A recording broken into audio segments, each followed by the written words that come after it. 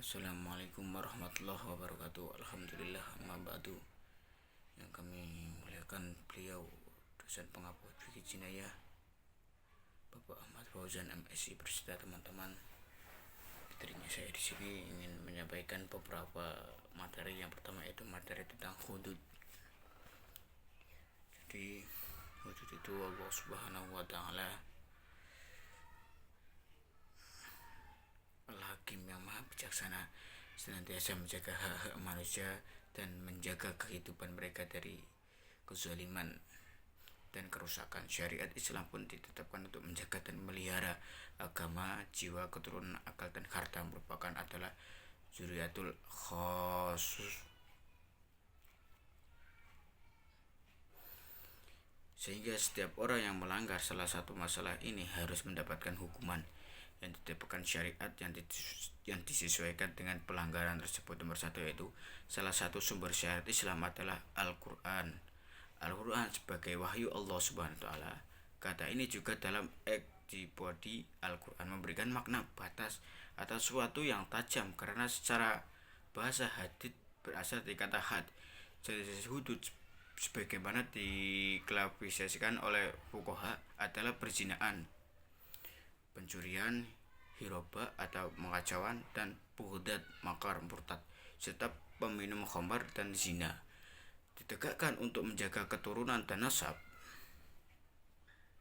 Perzinaan, zina adalah melakukan hubungan seksual yang diharamkan kemaluan dan dubur oleh dua orang yang bukan suami istri. Dengan demikian dapat dikatakan bahwa perbuatan zina adalah apabila sudah memiliki unsur-unsur persetubuhan antara dua orang yang berbeda jenis kelamin dan tidak ada kekeliruan atau kesamaran-samaran atau keraguan dalam bersetubuh.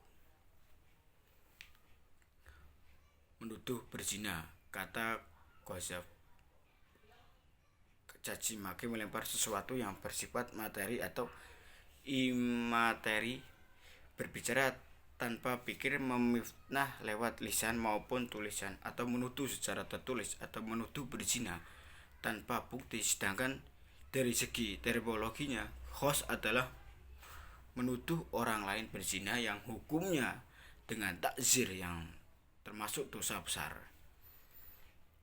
Perampokan diistilahkan dengan hiroba secara etimologi berarti atau merampas harta atau membuat kerusakan, kebinasaan, kecelakaan, menyebarkan kemusuhan. Pemberontakan diistilahkan dengan al-baghyu atau makar kepada pemerintah yang al-baghyu. Secara etimologi, makna perbuatan yang menyimpangi dari kebenaran.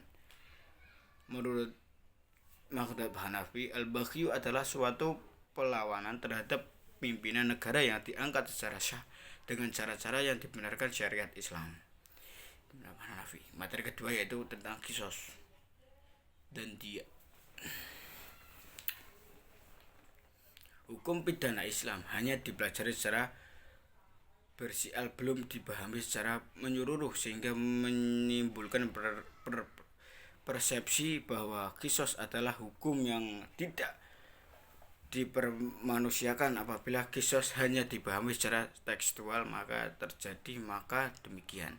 Namun apabila dikaji lebih mendalam akan ditemukan fakta bahwa hukum kisos justru memberi keadilan tidak hanya bagi pelaku tapi memberikan keadilan bagi korban atau keluarganya.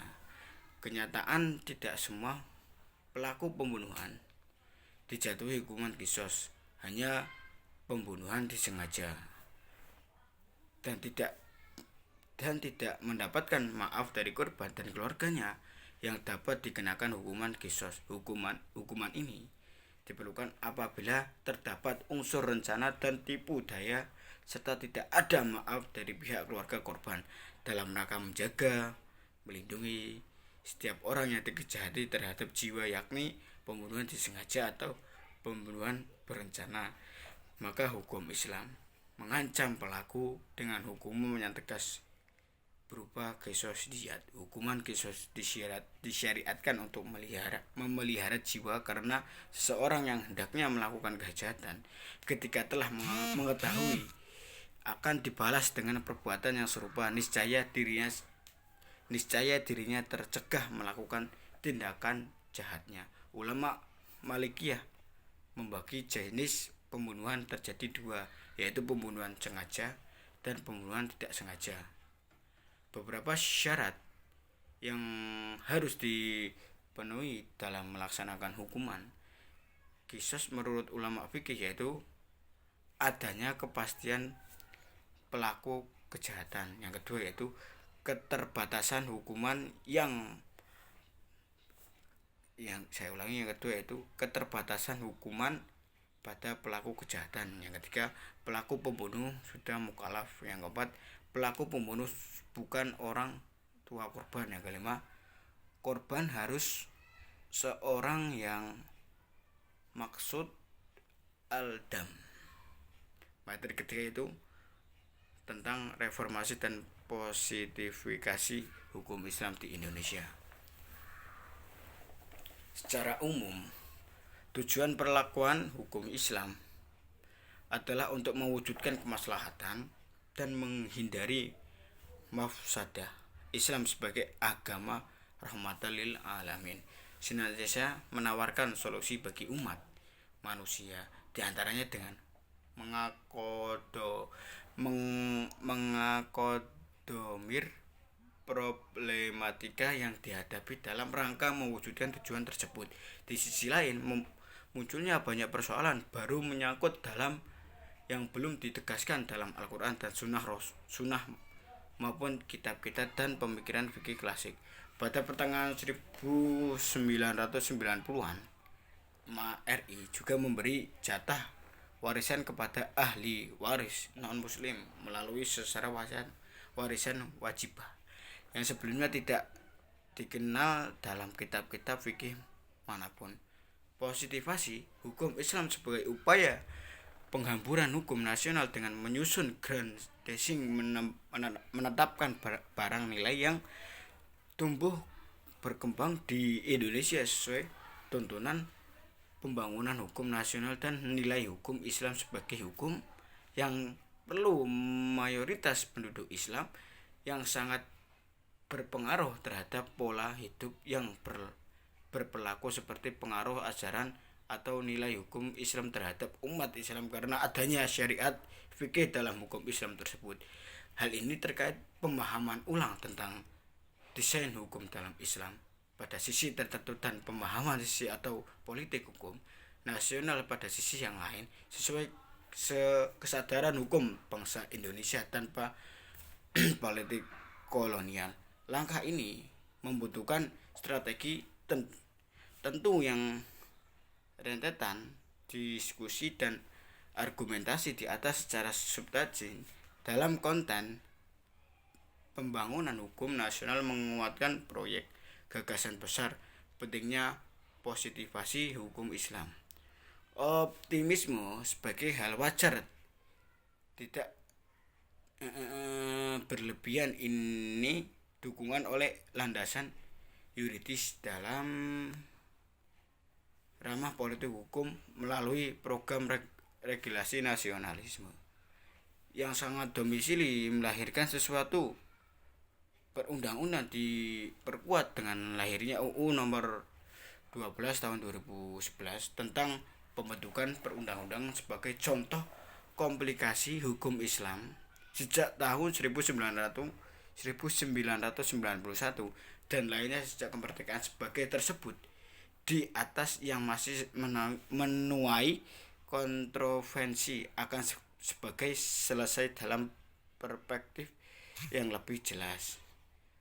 Positivisasi hukum Islam dalam kasus KHI yang banyak melahirkan kriteria dari kelompok tertentu seperti munculnya konten legal draft komplikasi hukum Islam yang pernah disusun oleh tim yang menamakan dirinya sebagai pengarustamaan Grand Departemen Agama RI Didawi Madat mulai pada tahun 2004 dan menimbulkan kontroversi di tengah masyarakat di kalangan ahli hukum adalah contoh perbedaan pandangan dalam menambahi hukum Islam di Indonesia. Sekian dari saya. Apabila kurang jelas atau ada kata-kata yang menyinggung pada teman-teman atau beliau Bapak dosen Ahmad Fauzi Hamisi, saya sebagai penyampaian materi mengucapkan beribu-ribu maaf. Sekian dari saya. Waalaikumsalam. Wabillahi taufiq wal hidayah. Assalamualaikum warahmatullahi wabarakatuh.